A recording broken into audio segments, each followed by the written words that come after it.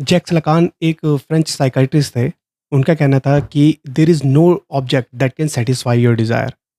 तो उनका actual meaning ये है कि किसी भी चीज़ को पाके तुम्हें मतलब हैप्पीनेस नहीं मिल सकती। जैसे ही मान लो कि आपको कोई जॉब चाहिए, तो उस जॉब को पाने के बाद आपको फिर कोई और चीज़ चाहिए होगी। आपको मान लो पैसा चाहिए, तो आपको पैसा अचीव करने के बाद फिर आपको कोई और चीज़ चाहिए होगी। तो हैप्पीनेस एक्चुअली में उस ऑब्जेक्ट को पाके नहीं आ रही है। हैप्पीनेस जो है, वो उस ऑब्जेक्ट की फैंटेसी में छुपी हुई है। जैसे कि हम अपने दिमाग में सोचते हैं कि अगर मुझे जॉब मिल जाएगी तो मैं हमेशा के लिए खुश हो जाऊँगा।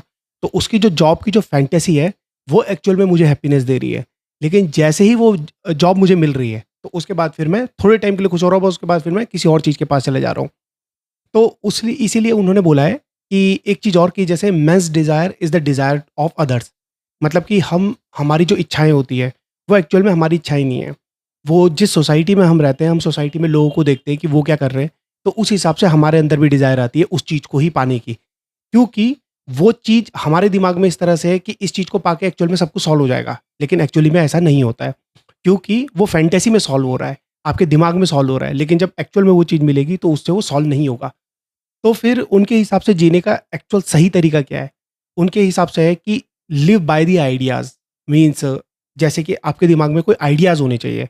उन आइडियाज़ के थ्रू जीने का ट्राई करो। मतलब किसी ऑब्जेक्ट को अपना आइडिया मत बनाओ, अपने जीने की ऑब्जेक्ट मत बनाओ कि इसको पाके सब कुछ सॉल्व हो जाएगा। नहीं, उन्होंने कहा था लिव बाय द आइडियाज़। तो इसके बारे में आपकी क्या राय है? आप बता सकते हैं। Thank you.